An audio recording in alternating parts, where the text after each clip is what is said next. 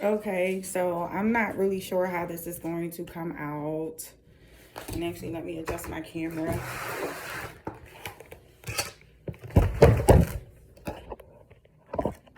See if that's better.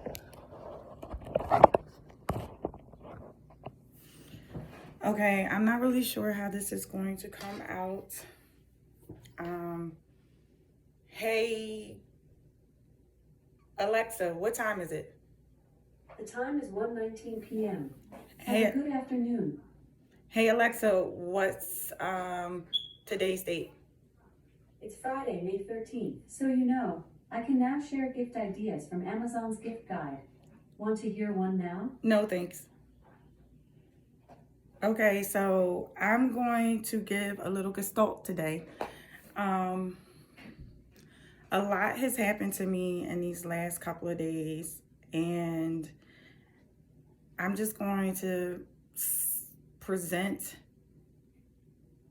gestalt. And basically, it's just another way of looking at something. I wrote about this in my manuscript. However, the way I'm presenting it today in this recording is a little different from how it's presented in my manuscript. And I wasn't sure if I should blog it or if I should just do the video for it. And basically, this is symbolic to my May 12, 2015 surgery and pending women's rights in this country. And I said our country wants to control when a woman has an orgasm and how her body functions, where a woman can go and how she labors, what a woman can do and who she associates with, and the why, the future of women's needs and wants. With anything a woman wants to do will have to be justified according to Derek Bell's interest convergence, which stipulates that Black people achieve civil rights victories only when white and Black interests converge. Shy 2017. And I just want you to apply gestalt to Derek Bell's theory, and in place of Black people put women, and in place of white people put men.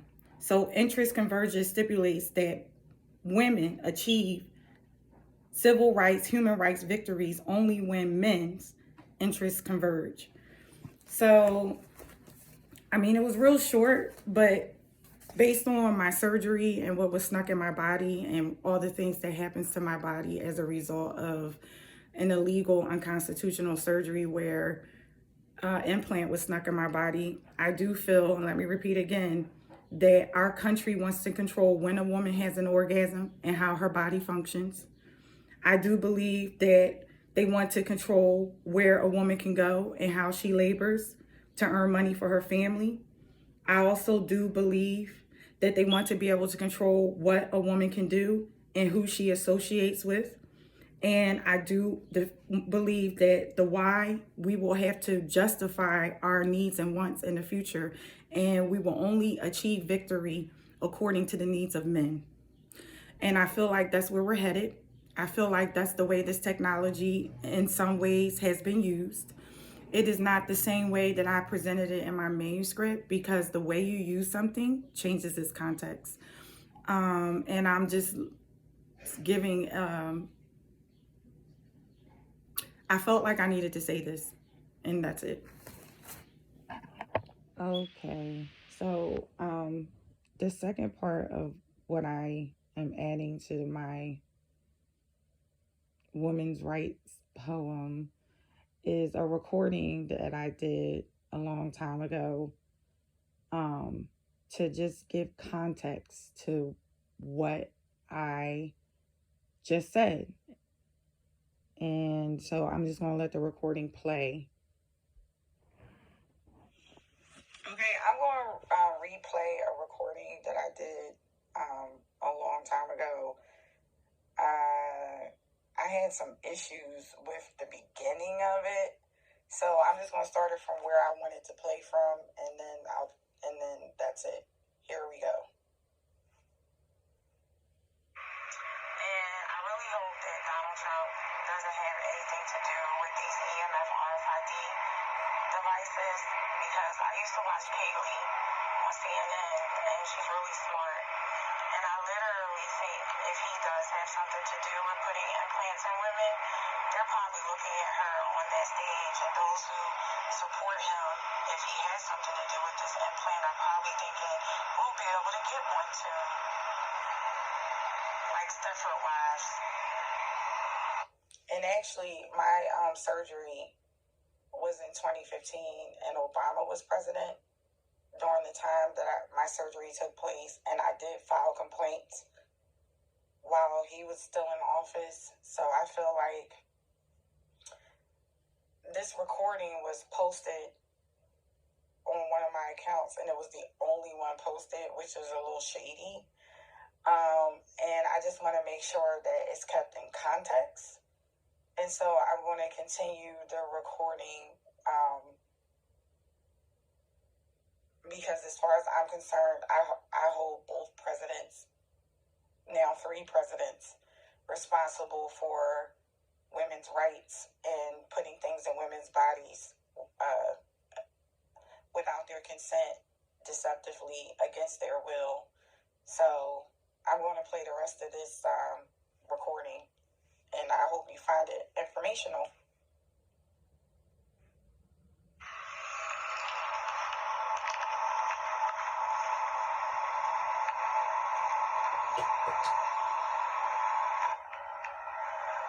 The next thing is I want to play a third-party source. It's called All About NASA. But before I play that, I am referring to an illegal EMF RFID device that Dr. Frederick B. Price put in my body without my consent on May 12th, 2015 at West Penn Hospital during a hysterectomy in Pittsburgh, PA, under the umbrella of Allegheny Health Network. The next thing that I'm going to play is a segment from All About NASA, which is on Curiosity Stream. This is one of the doctors talking about them putting sensors underneath the skin. This is something that they're doing, except they did this to me without my consent. So, here you go.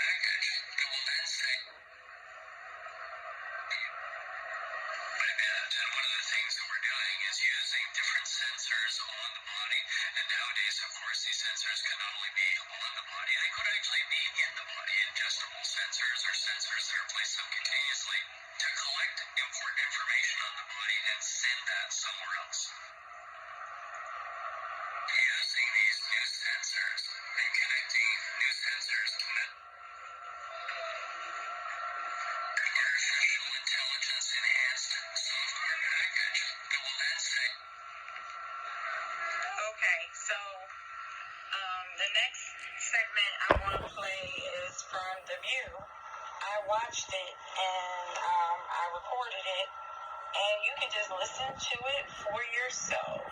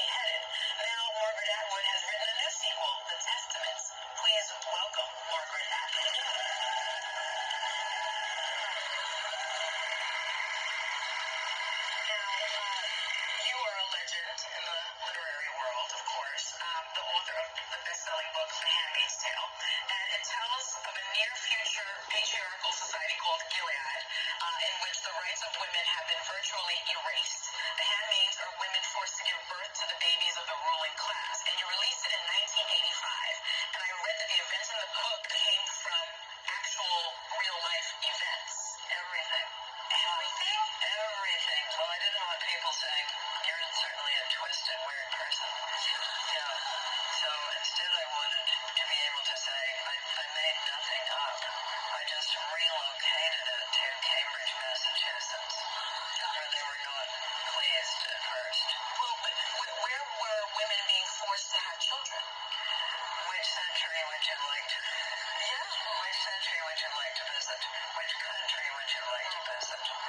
Which state in the United States would you now like to visit? Which ones in the United States? Which ones in the Well, any time before Roe versus Wade. Oh, I see. So, and now, since they're rolling back those rights and diminishing them so much, you're approaching a state in which women are essentially being conscripted or drafted the way you would be conscripted or drafted into the army. And my view on that is, if you want to do this, if you want the state to claim ownership of women's bodies, you should pay.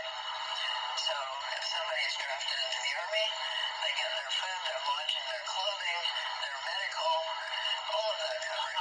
So if you want to do that to women, you should pay for it. Don't you agree? Something's got to be done. Some remuneration if you're forced to give birth to some child that you don't. Well, I would say a lot of remuneration. Well, some people say they should pay women for just the housework that we all do. With raising children, cleaning the house, everything else we do. We don't get paid a dime for that. Well, I think it's a little bit different when it's your entire body that's being taken over. Well, recently in this country and in other places around the world, we've seen attempts to severely limit people's rights, as you've just mentioned. In your view, do you think we're moving towards Gilead? Some places are, and some places are moving in the other direction. For instance, Ireland just took a step away from it. So you have countries where women have never had those rights. You have other countries where they've had them and they're being taken away. And what you can say about every totalitarian government, whatever their reason of being they say they have, whatever their ideology, one thing they always do is roll back women's rights. Every single one of them. So it is a symptom and also a result of going further towards an autocratic, authoritarian, totalitarian government. So I have watched every episode of Handmaid's Tale, and of course you wrote the book that created, it's on Hulu. It is a very, very dark show. Much of it is. I watched it actually, I binge watched it when I was pregnant, which is probably not the time to do that.